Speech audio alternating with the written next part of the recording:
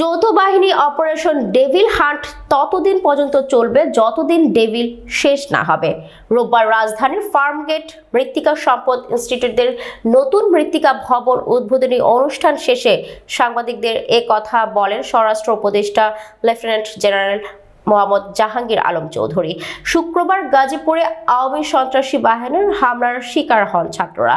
এরপরই গাজীপুর সহ সারা দেশে অপারেশন ডেভিল হান্ট পরিচালনার ঘোষণা দেয় স্বরাষ্ট্র মন্ত্রণালয়। আর এই অপারেশনের প্রথম দিনে গাজীপুরে 40 জন সহ সারা দেশে যৌথ বাহিনীর সাঁড়াশি অভিযানে গ্রেফতার হয়েছে বহু আওয়ামী লীগ নেতাকর্মী। এই অবস্থায় যৌথ বাহিনীর এমন অভিযান ঠিক কতদিন চলবে তা নিয়ে উঠেছে প্রশ্ন। সেই প্রশ্নের এবার জবাব দিয়েছেন স্বরাষ্ট্র উপদেষ্টা বলেন, গাজীপুরে যারা ছাত্র জনতার উপর হামলার ঘটনা ঘটিয়েছে তাদের অনেককে আইনের আওতায় আনা হয়েছে। তাড়াতাড়ি বাকিদেরও আনা হবে। যারা দেশকে অস্থিতিশীল করবে তাদের টার্গেট করে ডেভিল হান্ট অপারেশন চলবে।